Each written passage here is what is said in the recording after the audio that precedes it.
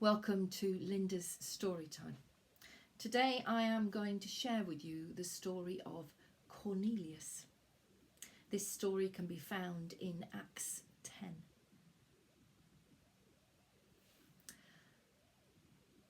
My husband Cornelius is a good man. I probably would say that, but he is a really good man and a good soldier. He's well respected. He's a captain in the Roman army. He's also a godly man, which is probably an unusual thing for a Roman person to say, but he is a godly man. He prays regularly to God. He also looks after the Jewish people. He's so good to them. He does some wonderful acts of kindness, especially to those who are struggling and poor. One day, when he was praying, an angel appeared to him. This came as a shock when he told me about it, and you probably find that hard to believe yourselves. But it's true. An angel came and an angel said to him that God had heard his prayers and he was really pleased with Cornelius.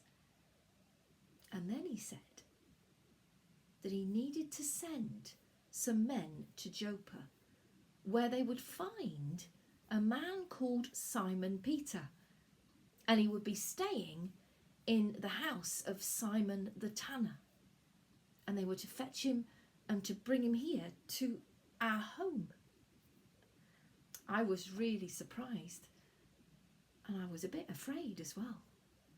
What if this man Simon Peter didn't want to come? I realised he must be a Jewish man. He wouldn't want to come into our home. And what could I feed him if he did? He wouldn't want anything made by me, a Roman soldier's wife. So I was really concerned at what might happen.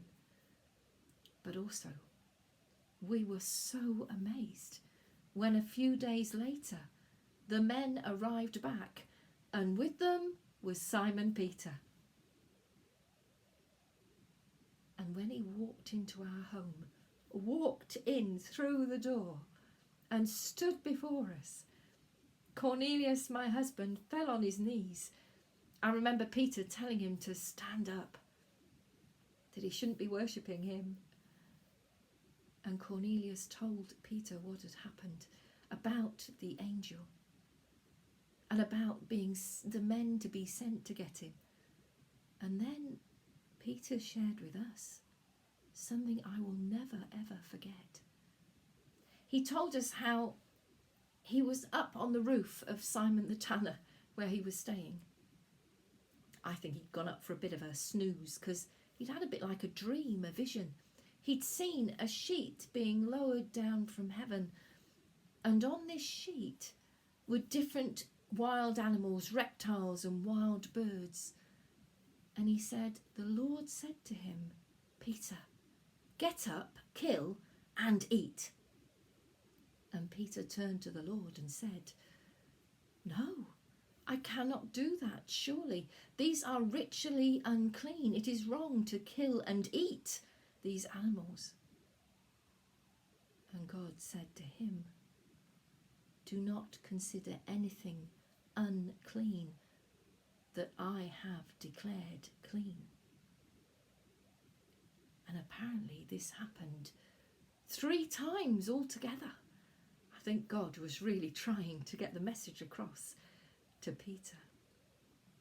And then he said he'd heard the knock on the door, and Cornelius's men had come and had said, you're needed. Our captain wants to see you. And he'd gone with them, come with them, and here he was before us. And I always remember he said these words to us. I made a note of them. He said, I now realise that it is true, that God treats everyone on the same basis. Those who worship him and do what is right are acceptable to him, no matter what race they belong to, You know the message he sent to the people of Israel, proclaiming the good news of peace through Jesus Christ, who is Lord of all. Lord of all, he said. We listened as he then told us more about Jesus Christ. I remember listening to him and thinking my heart was going to burst. I really felt as if God was in that room with us, as if Jesus was there, standing with us. A sense of warmth, a sense of love just flooding through. And I started to praise, and I was amazed because I looked around me and Cornelius was doing the same, and so were many from the household as we listened. And Peter said, I surely can baptize you with water and the Holy Spirit. And he did. As we came and we gave our lives to Jesus Christ, he baptized us in the name of the Father, the Son, and the Holy Spirit. Oh, what a good day that was.